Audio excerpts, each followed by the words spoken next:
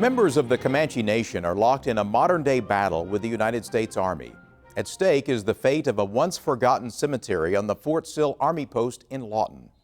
Relatives of those buried in the nearly invisible gravesite are fighting to preserve and restore the cemetery to properly honor their ancestors who lie beneath the soil of Fort Sill.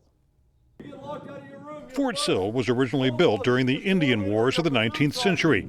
The post is home to 7 Indian cemeteries, including the Apache Indian cemeteries and the Apache prisoner of war cemeteries, the final resting place of famed warrior Geronimo. The official post cemetery contains an elevated section of land known as Chief's Knoll, regarded by many as the Indian Arlington, where the remains of Comanche Chief Quanah Parker are buried. But one cemetery on the post has long been neglected and nearly forgotten. These flags mark the site of the Fort Sill Indian Agency Cemetery, containing the graves of more than 100 Comanches. Relatives who want to visit the grave sites of their ancestors have to get permission from Fort Sill officials, who then have to unlock this gate to allow access to the cemetery. Tawana Spivey is the retired director of the Fort Sill National Historic Museum. He says the cemetery was probably built around 1870 and remained under civilian control until 1917. World War I coming along developed the need for new missions for the Army. They needed an aviation component, and they set up Henry Post Army Airfield in 1917. And it was necessary to expand the post boundaries to accommodate that new mission. This aerial view shows the location of the cemetery on the airfield, with the landing strip just a few hundred yards to the west. Spivey says creation of an airfield created a problem for the cemetery. As a part of this conversion to the Army property, headstones, markers, whatever they were removed. And it wasn't until later that the Army came back and put in concrete slabs. The markers were removed because of the threat to incoming air traffic. When you're approaching a landing strip, they don't want obstacles sticking up or anything in the way in case of an emergency, in case something should happen and you fell short of the strip. After the markers were taken out, the graves began to gradually sink, forming depressions in the soil. In time, those depressions became a threat or a problem, and as late as 1953-54, the Army came in and spread dirt over all the depressions to level it up, to fill it up, so it wouldn't pose a threat. With no headstones to mark the site, the cemetery was largely forgotten until Spivey relocated many of the graves about 30 years ago and created a map of the cemetery. Efforts to restore and preserve the gravesite got a boost 6 years ago from Comanche tribal member Wani Clark. The remains of Clark's aunt and uncle are buried here. Clark says when he and his wife visited the cemetery about 10 years ago, they had to walk through knee-high grass to get to the grave sites.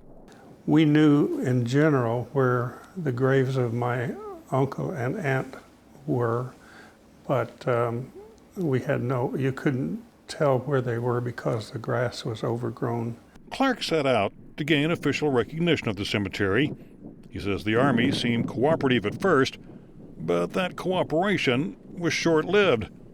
His first conflict with Army officials came about 5 years ago. We went out there and took 8 to 10 inches of soil off of the top of the graves. As a result of that, we got a letter from Fort Sill saying that we were subjecting ourselves to a $10,000 fine and 1 year in jail. Forthrightly, I wrote to Fort Sill and I said, "How dare you threaten us with jail time and a fine for removing the dirt that you put on the graves." Army officials later apologized, and Clark believed his efforts to restore the cemetery were beginning to pay off. He presented a list of 10 items for the Army to address, including classifying the cemetery as a government or post cemetery, using Indian Agency Cemetery as the proper name on a permanent sign, providing for perpetual care and appropriate fencing, and providing new Veterans Administration grave markers. At that point, we felt like that the leadership at Fort Sill was in tune with us and was ready to make those moves. Despite Clark's optimism, it soon became clear the Army wasn't going along. Fort Sill came up with an entirely different approach, and what they said was almost everything that we had asked for had an adverse effect on the historic property. Tawana Spivey says some of the difficulties in gaining official recognition of the cemetery can be traced to federal rules regarding Army post. Under Army regulations, you can only have one post cemetery on an installation.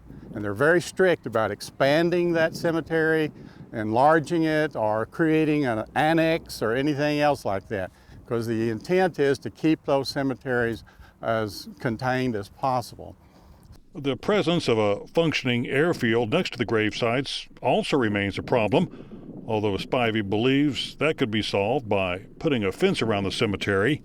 Obviously, the Army doesn't want people wandering around out there or driving their cars out there or any of that sort of thing. Well, a fence could contain that, of course, and prevent that.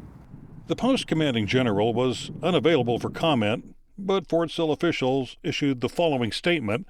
Fort Sill is currently working with the Executive Director, Army National Cemeteries, in order to resolve the Indian Agency Cemetery issue in a lawful and respectful manner. Spivey remains hopeful the Army will eventually come around. It is a sacred place to the Comanches, particularly.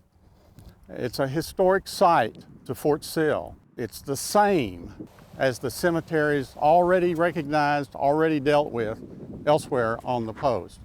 It needs to be treated the same way.